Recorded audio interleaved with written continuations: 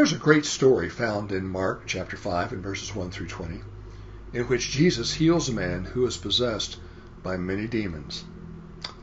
They had driven him out of these demons had driven him out of his right mind and had made him impossible to subdue, and he had been reduced to living among the local graveyard.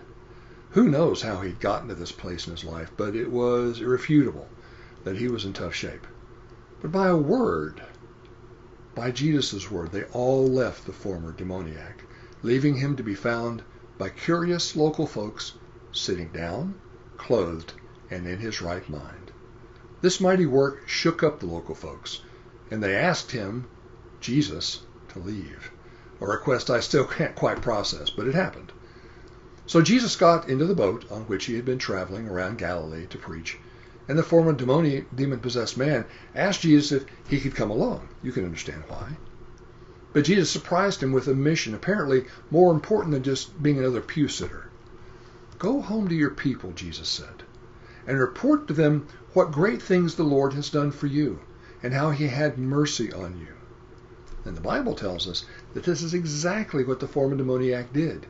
He went home to the Decapolis area, a 10-city region mostly east of the Galilee, and told everyone how Jesus had freed him of his severe demon possession, clearly implying that Jesus was someone greater than any demon, sowing seeds as he did so for Jesus that would bear great gospel fruit later.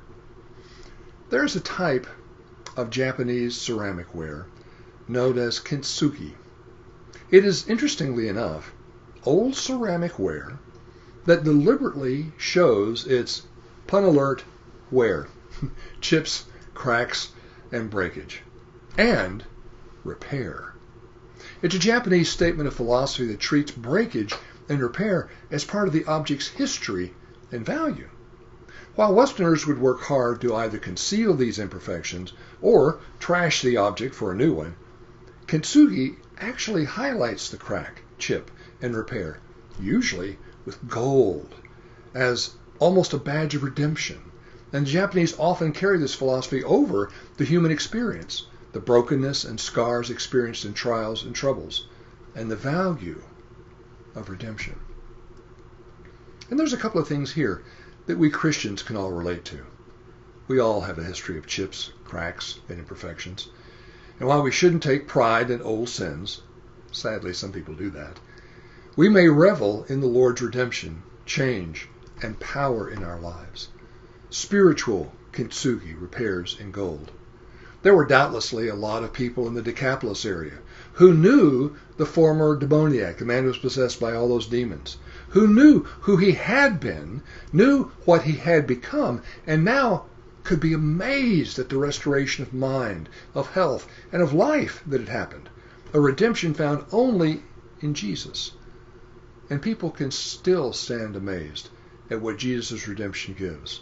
Forgiveness of past sins, a new kind of life, not directed by old demons, a new purpose and meaning to life, real hope, and a new wisdom. And such amazement still has power to draw people to the Lord, which is to say that there is power in your story of redemption. In kintsugi ceramic ware, the gold repairs at a beautiful dimension of history, experience, value restored, and use restored. And your story may not be the same as the gospel itself, although it will certainly include the story of the cross, an empty tomb. But you might be amazed at how many demoniacs that there are out there who are looking for the same beautiful redemption you found, restored value and use. So, go home to your people and report to them what great things the Lord has done for you and how he had mercy on you. My name is Park Linscomb, and I'm the minister for the Rock Hill Church of Christ in Frisco, Texas. We hope that one day you'll come by and visit us for worship or Bible study. You will always find a warm handshake and warm hearts here waiting for you.